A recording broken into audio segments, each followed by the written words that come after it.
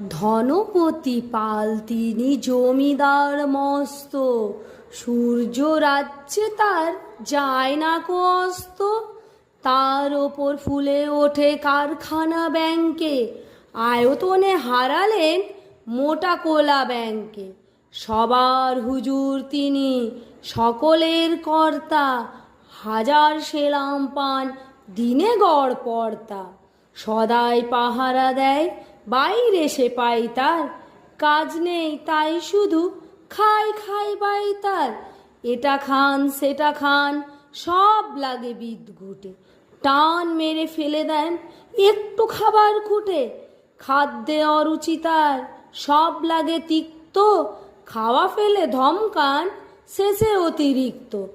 দিন রাত চিৎকার আরো বেশি টাকা চায়, আরো কিছু তহবিলে জমা হয়ে থাকা চায়। সব ভয়ে জড়ো সড়ো, রোগ বড় পেঁচানো, খাওয়া ফেলে দিন রাত টাকা বলে চেঁচানো। ডাক্তার কবিরাজ ফিরে গেল বাড়িতে, চিন্তা পাকালো জট নায়েবের দাড়িতে। নায়েব অনেক ভেবে বলে হুজুরের প্রতি, কি খাদ্য চাই কি সে খেতে উত্তম অতি।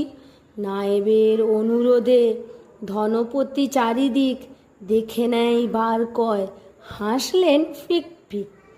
তারপর বললেন, বলা ভারী শক্ত, সবচেয়ে ভালো খেতে গরিবের রক্ত।